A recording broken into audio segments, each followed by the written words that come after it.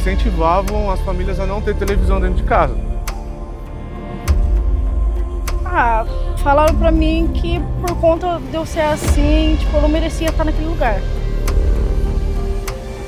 Você imaginar o que a pessoa tá ali, tipo, te olhando, pensando, poxa, essa menina é esquisita, é diferente. O Victor juntou com fulana e pronto, acabou ali, ela desviou ele. Quando acho que conforme o tempo vai passando, você é só mais um na igreja. Você só é meu irmão se eu for da sua igreja.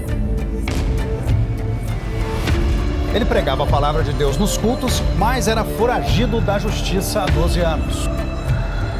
Diferente. A pegada era quanto nós vamos arrecadar. Era só isso, só falava de dinheiro. Olha, fulano tem que pedir quem é o melhor orador. Esse melhor orador vai pedir oferta. Se a pessoa falar, eu senti dar meu apartamento, o que o senhor acha? Foi o que a fé te pediu? Obedeça a palavra.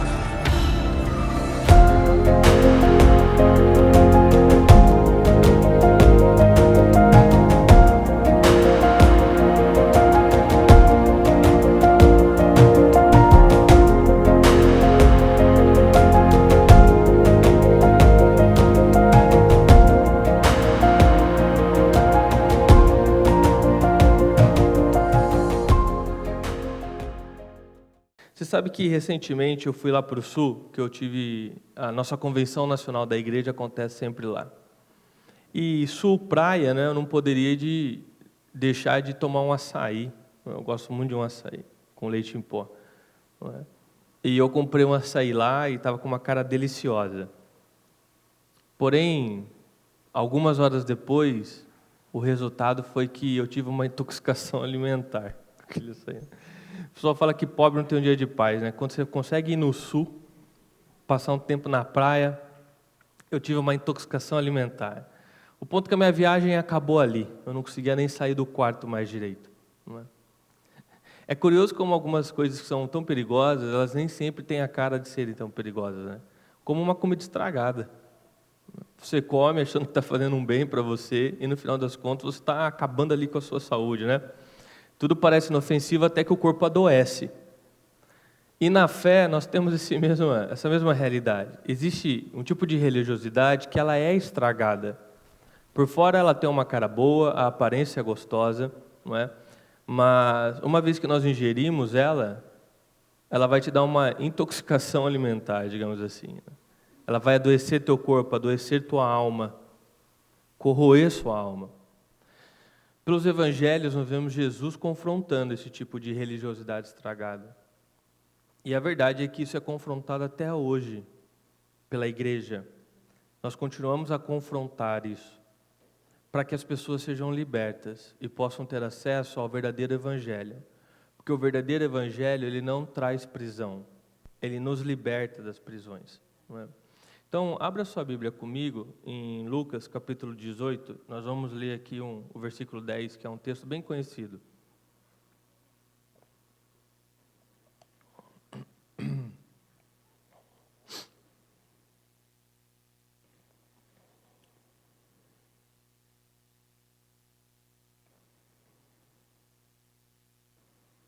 Lucas, capítulo 18, versículo 10. Quem não trouxe sua Bíblia, etc., pode acompanhar pelo projetor.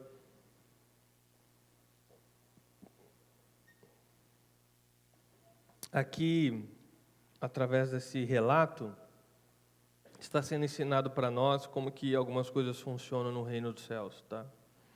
Diz assim, 2 homens foram ao templo para orar. Um era um fariseu. Fariseu era um líder religioso, tá bom?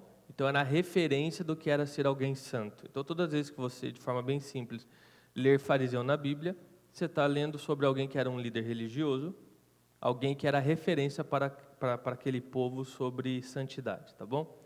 Então um era o fariseu e o outro era o publicano. Então aqui nós temos 2 extremos. Porque o publicano, ele era odiado pelas pessoas, ele era um cobrador de impostos, não é? Então, considerado um grande pecador. Então, nós temos um líder religioso que era um santo, considerado um santo, e nós temos aqui um grande pecador, tá? 2 homens. O fariseu ficou em pé e orava de si para si mesmo, dizendo: ó Deus, graças te dou, porque eu não sou como os demais homens, roubadores, injustos e adúlteros, nem ainda como este publicano. Jejuo 2 vezes por semana e dou o dízimo de tudo que ganho. Mas o publicano de pé, distante, nem ousava levantar os olhos ao céu. Batia no peito dizendo: ó Deus, tem misericórdia de mim, pecador. E eu lhes digo que este publicano, e não o fariseu, voltou para casa justificado, abençoado diante de Deus. Vamos até aqui. Então nós temos 2 homens, 2 orações, 2 comportamentos. Tá? E eu quero extrair desse texto aqui 3 características de uma espiritualidade estragada que está presente em igrejas que ferem pessoas. Tá bom? Então, vamos para a primeira, que é quando a comparação substitui Deus. Uma das marcas mais perigosas de igrejas, de lideranças, né, enfim, que ferem outras pessoas, é quando Deus deixa de ser a referência. Deus deixa de ser o padrão a ser seguido. E outra coisa toma este lugar. Né? Foi exatamente isso que aconteceu ali com o fariseu. A sua comparação não era entre ele e Deus, verticalmente. Ele estava se comparando com o homem ao seu lado, que era o publicano. A comparação dele era horizontal, ou seja, entre outras pessoas. Em nenhum momento a referência dele, o padrão de como ele deveria ser, era o próprio Deus. Era apenas uma comparação com outras pessoas. Essa comparação, vou chamar de horizontal, não é? Assim, que é eu me comparando com outras pessoas, ela é sempre destrutiva, não é? Porque quando nós pensamos estar na frente das outras pessoas, ou seja, nós nos vemos com os melhores, nós nos tornamos orgulhosos. E quando nós nos sentimos para trás das outras pessoas, nós ficamos desesperados e nos sentimos fracassados. Quando a medida espiritual, não é? A medida espiritual deixa de ser nós nos tornarmos mais parecido com Cristo para ser melhor do que fulano, a igreja deixa de ser uma família, ele se torna um centro de competição. Então, de novo, quando a medida de sucesso espiritual deixa de ser o quanto eu sou parecido com Cristo e se torna para eu sou melhor do que quem está do meu lado, a igreja deixa de ser família e se torna uma competição. O seu irmão se torna uma ameaça, ele é um concorrente teu. E aí o que acontece? Dentro dessas igrejas, você acaba tendo as pessoas de cima, né? Os santos, que são as pessoas que tiveram esse sucesso espiritual, elas olham com superioridade para aqueles que estão lá embaixo, e os que estão lá embaixo, eles estão se degladiando, brigando, para conquistar um espaço entre, não é, os santos da igreja. Então é como se nós tivéssemos um pódio da fé. E lá em cima do pódio tem espaço para poucos, enquanto a grande maioria está lutando para não desaparecer no anonimato no meio da igreja. O efeito dessa realidade é devastador de diversas formas. Tá? Talvez a das piores formas é que de fato surgem essas classes espirituais, ou seja, é uma igreja que vai ter várias divisões. Então você tem os santos, que são esses que viram modelos inalcançáveis, e você tem os pecadores, que estão lutando para se tornarem como os santos. Porque lembra que a referência é eu me comparar com os do lado? Então os pecadores estão se comparando com esses santos e tentando alcançar eles. Não é? Na prática, ninguém chega a lugar nenhum, porque todos estão exaustos, mantendo aparências, se enganando e frustrados. Então é um ambiente doentio, um ambiente de grande divisão, um ambiente de grande frustração e de grandes feridas. Enquanto nessas igrejas que pregam o evangelho estragado e que ferem pessoas, elas apresentam o evangelho como se existissem os santos e os pecadores, o que a Bíblia verdadeiramente nos ensina é que existem os pecadores que conheceram a graça de Deus e os pecadores que ainda não conheceram a graça de Deus. Porque a grande verdade é que ninguém de nós é perfeito e todos pecam. A diferença é que nós conhecemos a graça de Deus, reconhecemos nossos pecados e estamos lutando contra o pecado. E aqueles que não conheceram a graça de Deus, infelizmente, estão afundados em seu pecado. Mas não é sobre nós sermos melhores, é sobre Deus que nos salvou. Isso significa, então, que tanto o líder mais maduro de uma igreja, quanto o novo convertido que faz, 1 hora que se converteu, todos estão no mesmo nível de importância, porque todos dependem da graça de Deus. Ninguém é melhor que ninguém dentro do Evangelho. Todos nós estamos na mesma classe, ou seja, todos nós somos filhos de Deus. Porque o que nos une não é o nosso desempenho, é o sangue que nos lavou. Então, dentro do Evangelho, existe, vamos dizer assim, uma humildade no sentido de que você entende que você não é melhor que ninguém lá dentro. Todos nós precisamos, de forma desesperada, da graça de Deus em nós, para nós lutarmos contra o pecado. Não existe divisões no Evangelho. Todos nós somos filhos. E não existe os filhos melhores e os filhos piores. Nós somos filhos, não é? Quando Cristo ele volta a ser a referência das pessoas, dos cristãos, volta a ser a referência da igreja, esse tipo de comparação vertical, ela perde a força. Ela é boba, porque ela não adianta de nada. Eu não estou competindo com você. Eu estou competindo comigo mesmo, no sentido de que eu quero ser melhor do que ontem. Amanhã eu quero ser mais parecido com Cristo. E eu vejo você, meus irmãos, como um suporte para mim nessa jornada. E vice-versa.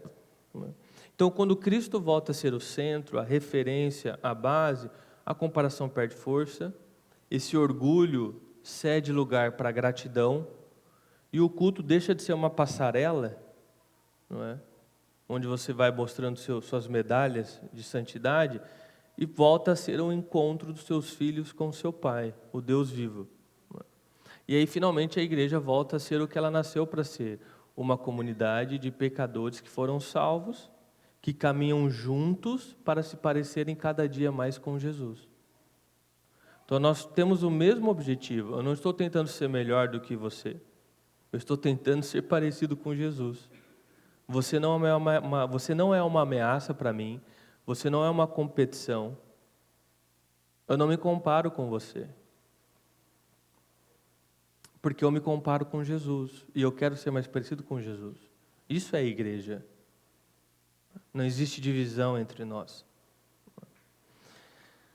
Igrejas que permanecem substituindo Deus como referência, e tem igrejas que você chega e você percebe que, por exemplo, o pastor daquela igreja ele é quase que idolatrado, não é? Pelaquela igreja, né? Ele fica numa prateleira de cima de que todas as pessoas, né?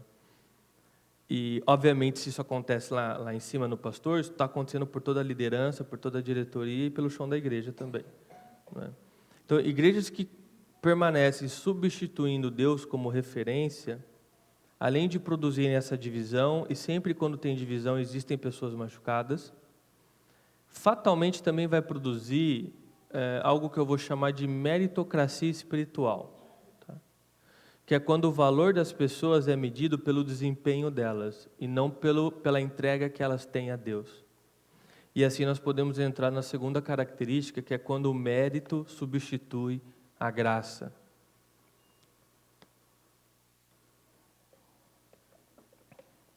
Graça de Deus, para ficar muito claro para você, é um favor que nós recebemos de Deus de forma imerecida. Você não merecia, mas você recebeu mesmo assim. Então, graça é favor imerecido, tá bom? Por que para nós é tão difícil entender que nós somos iguais e que não há competição entre nós, que nós não devemos ficar nos comparando e que o nosso propósito é sermos ferramentas um na vida dos outros para que cada dia sejamos mais parecidos com Cristo? Porque o sistema que nós vivemos, ele não é assim. O sistema que nós vivemos, não é, ele é medido através da sua performance. Então, você tem que fazer para merecer. Tá? Na escola, então, você tem que tirar a nota alta para passar de ano. No trabalho, você cumpre metas para receber seu salário. Não é? Em redes sociais, você faz o que tem que fazer para ganhar mais curtidas, porque significa que você tem mais valor. Então, basicamente, o sistema que nós vivemos, ele funciona de que você tem que fazer para então merecer. Isso, de forma bem simplista, obviamente, se chama meritocracia. Tá? Você tem que ter mérito. Uma vez que você tem mérito, você merece mais. Então, dentro do sistema que nós vivemos, o mundo, quem rende mais tem mais valor. Quem entrega mais resultado tem mais valor. Certo? O problema é que nós tentamos trazer essa lógica para dentro do Evangelho, e não funciona assim no Evangelho. Tá? Não funciona assim dentro da igreja. Porque quando você tenta importar essa lógica de meritocracia para dentro do Evangelho, para dentro da igreja, você fatalmente vai começar a fazer contas com Deus, do tipo assim, bom, então se eu orar mais, se eu for mais vezes na igreja, se eu participar mais, significa que eu vou merecer mais bênçãos. Significa que eu vou merecer ser mais amado. Porque eu estou fazendo por merecer. Então eu faço e eu mereço mais. Não é? Dessa forma, o quanto você é amado por Deus, o quanto você ou alguém é abençoado por Deus, depende do quanto você é bom em fazer coisas, em obedecer regras. Basicamente é isso. Não é? E aí isso só dá mais suporte para as comparações, porque aí você olha para a pessoa que é abençoada e você fala, nossa, ela é muito boa, ela consegue seguir todas as regras, por isso que ela é mais abençoada, enquanto eu erro em tudo, eu não sou abençoado. Então percebe que uma coisa fomenta a outra, sabe? Uma coisa fomenta a outra. E quando você começa a fazer essas contas e na tua cabeça eu preciso fazer por merecer, então eu vou mais vezes na igreja, não porque eu amo a Deus, mas porque eu quero receber mais bênçãos, e você substitui a graça de Deus, seja favor merecido por meritocracia, cara, a tua oração acaba virando um currículo, um relatório, o teu jejum se torna um currículo profissional para você mostrar para Deus, olha, tudo que eu fiz, não é? Ser voluntário na igreja significa bater ponto para mostrar serviço, para merecer receber um salário da parte de Deus. E sem perceber, o que nós estamos tentando fazer é obrigar a Deus a nos dar alguma coisa, através do nosso mérito, não é? Então eu faço mais para obrigar Deus a me dar mais, não é? E quem vive assim o Evangelho, esse Evangelho estragado, essa espiritualidade estragada, por mais que faça, sempre vai ter uma pulga atrás da orelha que é, será que eu fiz o suficiente essa semana para Deus me abençoar? Será que eu fiz o suficiente hoje para Deus me dar mais? Será que esse mês eu fiz o suficiente para receber? Porque é sistema de meritocracia, você tem que ter feito o suficiente para receber. Não é? O relato que nós vemos aqui em Lucas, ele está mostrando isso acontecendo. Tá? O fariseu, quando ele faz a oração dele, ele não está buscando a presença de Deus por reconhecer em Deus seu Pai e querer experimentar a Deus. O que ele está fazendo da oração dele é apresentar o currículo espiritual dele. Ele está falando tudo o que ele fazia. Então depois você pode voltar lá e ler com atenção. Ele está falando tudo o que ele fazia, o currículo espiritual dele. Então o que ele está dizendo é, Deus, eu estou fazendo por merecer. Não é? Eu sou melhor que os outros, e ele deixa isso claro, eu sou melhor do que esse aqui que está do meu lado. Então agora o Senhor precisa me abençoar. Porque é assim que funciona. Eu faço, eu mereço, e você me abençoa. Não é?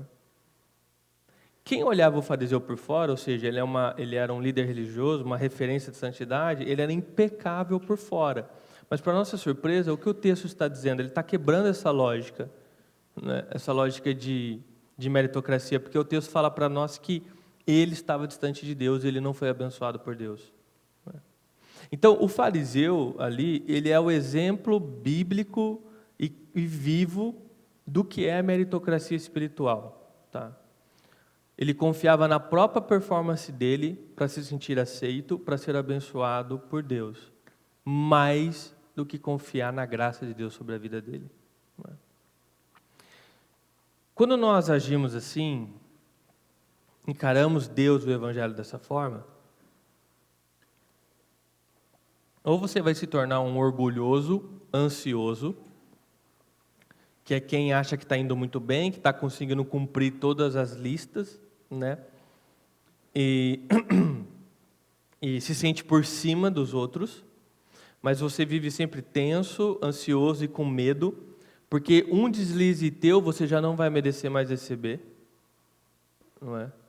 Porque se você tem que fazer por merecer, se você cometer um deslize, você não merece mais. Então você vive sob uma grande pressão. Você tem que fazer acontecer. Você tem que ser o perfeito, você tem que ser o santo. Porque se você cometer um deslize, você não vai ser mais abençoado, você não vai ser mais amado por Deus. Então é uma vida sufocante. É uma pressão muito grande. E por outro lado, existe a pessoa que ela vai ser envergonhada, constrangida, ela vai viver constrangida de forma crônica, porque ela percebe que ela não consegue viver nesse grau de santidade, digamos assim, ela não consegue ser perfeita em tudo, então ela se sente constrangida no meio da igreja, ela já é dividida, né, no meio da igreja, ela já é considerada prateleira de baixo, ela vai se esconder, ela vai se frustrar, ela vai vivendo envergonhada e pouco a pouco ela vai se esfriando da comunhão da igreja. Se a pessoa é uma orgulhosa ansiosa, que acha que está por cima, ou é uma constrangida que acredita que está por baixo, os dois casos você vê que não existe alegria em participar da igreja e ser amado por Deus, e não existe comunhão entre a igreja, não existe alegria em estar com meus irmãos. No final das contas, ninguém pode confessar suas fraquezas, porque todo mundo está tentando performar, ou seja, mostrar o quanto é bom, o quanto é santo. Ninguém pode ser autêntico e real sobre quem é e sobre as lutas que tem passado, sobre os pecados que tem passado, não é? No final, todos estão trocando a graça de Deus, que é o favor imerecido, o amor de Deus por nós, pelo mérito. Péssima troca. Porque nós somos falhos pra caramba. Se fosse pelo nosso mérito, a Bíblia fala que nós merecíamos o inferno. Gálatas capítulo 3, versículo 3, ele fala isso, ele fala assim, ó, vocês começaram pelo Espírito e agora querem terminar na força de vocês? Ou seja, não faz sentido, sempre foi pelo Espírito, sempre foi na força de Deus, sempre foi pela graça de Deus que vocês seguiram. Por que agora vocês estão tentando fazer na sua força, no seu mérito, na sua performance? Não existe isso no Evangelho.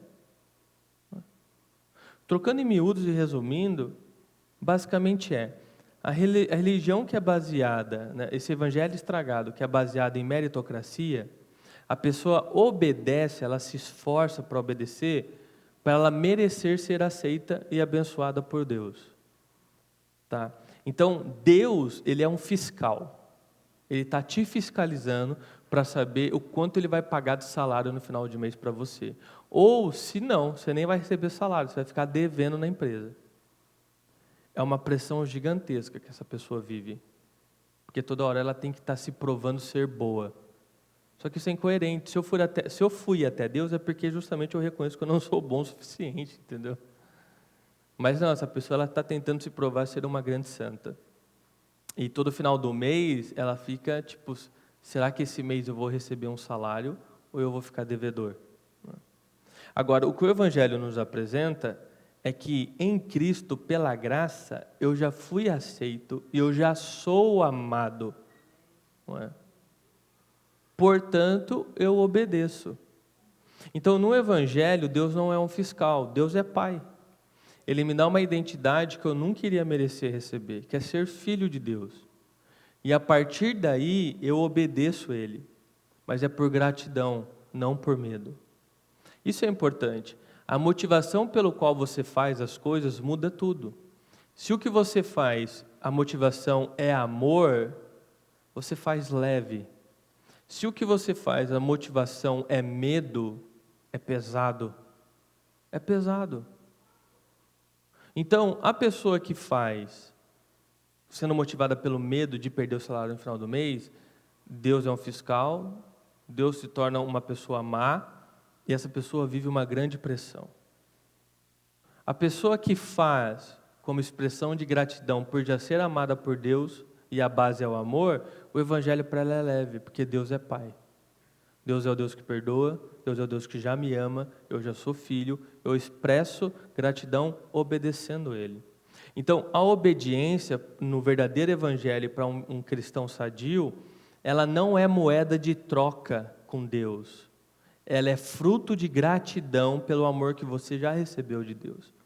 Então, eu não obedeço para merecer ser amado por Deus, porque mesmo não merecendo, eu já sou. Essa é a realidade.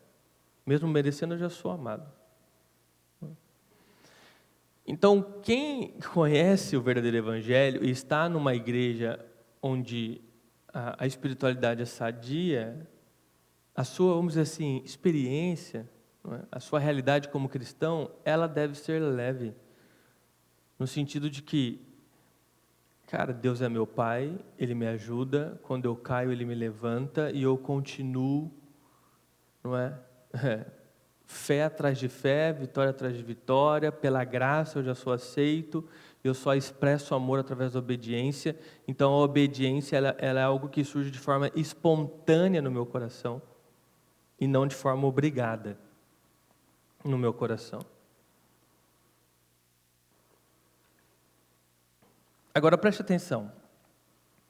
Então, quando uma igreja substitui Deus no padrão por outra coisa, automaticamente ali vai haver meritocracia espiritual. E quando a meritocracia espiritual se instala nessa igreja, o foco vai se deslocar do coração para a aparência externa. E é a nossa terceira característica, que é quando a aparência substitui a transformação. Tá? Igrejas que ferem, elas costumam se sustentar usando máscaras. Ou seja, por fora aparenta uma grande ordem, santidade e disciplina. Mas por dentro as pessoas ali são movidas pelo medo, pela pressão social e pelo desejo de serem aceitas. Então, olha que loucura. É totalmente possível uma pessoa viver anos dentro de uma igreja, cumprindo todos os protocolos, conhecendo a linguagem dos crentes, porque o crente tem uma linguagem dele, né? E ainda assim está a quilômetros de distância do coração de Deus. Foi isso que nós vimos ali no texto de Lucas. Um fariseu, que era um líder religioso, grande conhecedor das leis de Deus, um santo para aquela comunidade, ele estava quilômetros de distância de Deus. Quilômetros de distância de Deus. Não é? Por fora ele parecia ser alguém irrepreensível, mas seu coração estava distante. Não é? O problema é que quando o comportamento, ou seja, o externo, se torna a referência principal, a transformação do coração interna deixa de ser prioridade. Não é? E aí surge um grande problema, que é o quê? A fé passa a ser uma atuação. É uma atuação. Então, quanto mais convincente você for em atuar que você é muito bom, mais difícil vai ser de você admitir que tem algo errado dentro de você. Igrejas que se movem dessa forma são cheias de atores espirituais. Tá? Eles sabem a hora de sorrir, eles sabem a hora de levantar a mão, eles sabem a hora de orar, como orar. Eles sabem fazer tudo que um cristão faz. A hora que dizem amém, mas eles carregam o grande peso de não terem experimentado uma verdadeira transformação em Deus e viverem sufocados pela pressão da meritocracia. Além de estarem totalmente divididos. Não é? Então, ali mede-se o valor do cristão pelo que ele aparenta e não pelo que ele é de fato. A medição das pessoas é pelo que ela aparenta ser, não pelo que ela é de fato. Então, o foco deixa de ser a santidade genuína, a entrega do coração da pessoa, e passa a ser manutenção da minha imagem. O meu foco agora é fazer a manutenção da minha imagem. Que, de novo, é a lógica do fariseu ali. O fariseu ele não ora para se aproximar de Deus, ele está orando para proteger a sua reputação, é a aparência dele. Por isso que ele deixa o currículo dele lá na oração. Né? Então, o que ele está fazendo? Diante das pessoas, ele está mantendo a aparência, ele está protegendo a reputação dele, porque não importa o que ele é por dentro, o que importa é a aparência, é o que ele aparenta ser. Né? E aí a ferida se aprofunda mais, porque nessas igrejas, eles acabam confundindo o poder de Deus para transformar pessoas com um adestramento moral e social. E aí criam enormes listas do que pode e não pode e chamam isso de santidade. Ou seja, por que você é santo? Porque você dá um cheque, né? Dá um sinalzinho em cada pontinho daquela lista. O Evangelho nunca foi sobre uma lista de regras frias. O Evangelho é sobre receber uma nova natureza. Não é mais sobre eu posso e eu não posso. É sobre agora eu não quero. Eu não sou feliz fazendo isso. Eu não me sinto mais bem dentro disso. Percebe? Não é um adestramento moral. Não estou forçando a mudar meu comportamento. É uma transformação na minha forma de ver o mundo. Então, é simplesmente eu não quero mais aquilo porque eu não tenho mais alegria naquilo. O Evangelho não é uma coleira que te controla. É uma transformação. Né? É pegar o coração e transformar o teu coração. Dessa forma, agradar a Deus é algo que surge espontaneamente no teu coração. Você não precisa de um pastor ou um líder fungando na tua nuca. Nós apenas pregamos o Evangelho, ensinamos a verdade, somos suporte, aconselhamos, mas eu não sou um adestrador de pessoas, porque nós não cremos em adestrador de pessoas, nós cremos em um Deus que transforma corações, certo? Um Deus que transforma corações, tá? O Espírito Santo que ele, não é que ele está ajustando comportamentos, ele muda os nossos amores, ele muda os nossos desejos, ele muda as nossas motivações. E é óbvio que quando o nosso interior é mudado, nossas motivações são mudadas, externamente nós vamos mostrar isso. Mas o foco é a mudança interior, não minha reputação externa. Né? Quando essa verdade é esquecida, não é? Essa verdade de que Deus está me transformando e eu não estou mais sendo adestrado, ter um comportamento correto se torna uma prisão dentro da igreja. Para quem está dentro dessa prisão, manter a imagem de santo é sufocante. Para quem está do lado de fora dessa prisão, o ambiente da igreja parece ser falso e repele pessoas. Então, muitas pessoas acabam se afastando da igreja não porque rejeitam a Cristo, mas porque não suportam o teatro da falsidade dentro da igreja. E quando eu digo igreja, eu estou falando das pseudo-igrejas. Igrejas que pregam um evangelho estragado, que estão lotadas de pessoas. Porque a igreja verdadeira, ela permanece viva e ela é eficaz no poder de Deus em fazer o que deve ser feito, que é a transformação de pessoas. Então, diante disso, nós temos que deixar Deus ser o centro. Ele é o transformador do nosso interior. E aí, então, o exterior ele muda, como um fruto daquilo que tem acontecido dentro de mim. E aí eu quero ir para o nosso último ponto, e fechar aqui, que é Jesus transforma. Jesus transforma. Então, depois de nós vermos essas pseudo-igrejas que distorcem a fé, seja trazendo divisão, um medindo pelo outro, pela meritocracia espiritual, ou então pelo jogo de aparências, que é uma falsidade tremenda, Paulo nos lembra, não é, que o Evangelho segue um caminho totalmente oposto. Romanos capítulo 12, versículo 2 diz assim, ó, não imitem o comportamento e os costumes deste mundo, mas deixem que Deus os transforme. Deixe que Deus os transforme por meio de uma mudança no seu modo de pensar. Percebe? Não é um adestramento, é uma transformação, é uma mudança no meu modo de pensar. E quando isso acontece, é quando eu experimento a boa, agradável e perfeita vontade de Deus. Quem é que vive livre? Quem é que vive o Evangelho de forma prazerosa?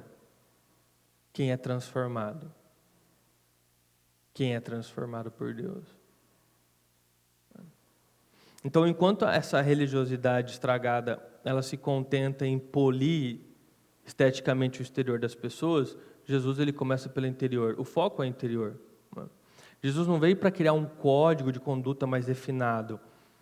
Jesus veio para trazer vida onde havia morte.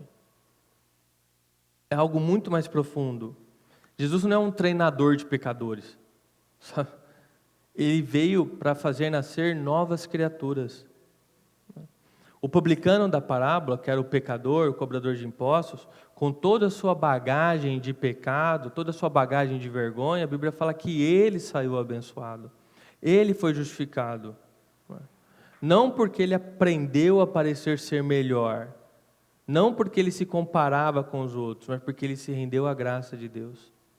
Então perceba, Jesus não olhou para o currículo dele, Jesus olhou para o coração quebrantado, quem ele realmente era, e não para o que ele parecia. E ele era um pecador em busca de redenção, um coração quebrantado diante de Deus. Não é? É assim que Deus age, irmãos.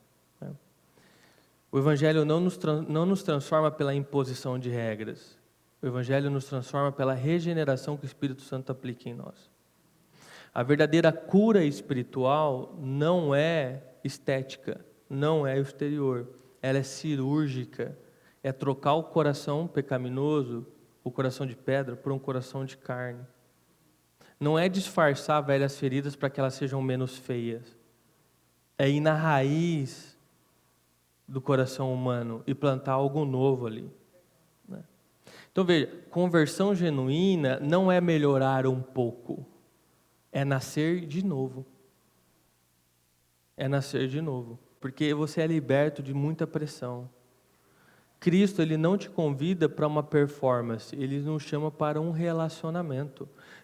É o caminho totalmente oposto do que você está vendo em muitas das igrejas. Não é? E quando Deus, de novo, volta a ser a referência, não é mais sobre eu sou melhor do que aquele, ou do fulano, ou do ciclano, ou eu sou melhor do que antes. É sobre eu sou mais parecido com Jesus hoje do que eu era ontem. Não é? Então, dentro de uma igreja que tem uma espiritualidade saudável, que é pregado o Evangelho verdadeiro, ali você encontra um lugar seguro onde esse tipo de mudança ela é incentivada, ela é celebrada e testemunhada. É onde o fraco encontra força, o quebrado encontra restauração, o arrogante encontra e aprende o que é ser humilde. Não porque nós seguimos um roteiro perfeito, mas porque nós seguimos um Salvador vivo. Amém?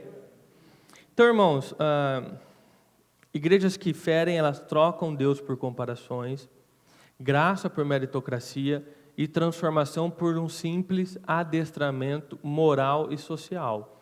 O resultado disso é peso, é cansaço, é divisão, falta de paz.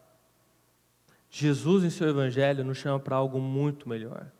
Nós somos aceitos, por isso nós somos amados, e obedecer a Deus é fruto de gratidão, espontâneo, não é? O nosso interior foi transformado, e agora a glória de Deus resplandece no nosso exterior. Não é? Então, talvez uma pergunta que você possa se fazer ainda hoje é, você, dentro do evangelho que você vive, você está tentando provar algo para alguém? Ou você está respondendo o amor que já te aceitou?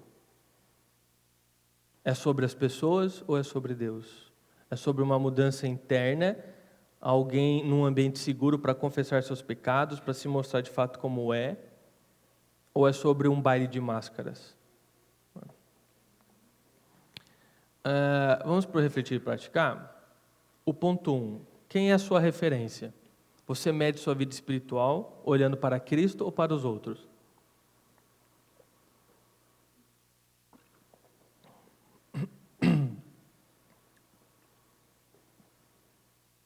De onde vem sua obediência? Ela nasce do medo de errar, ou da gratidão por já ser amado?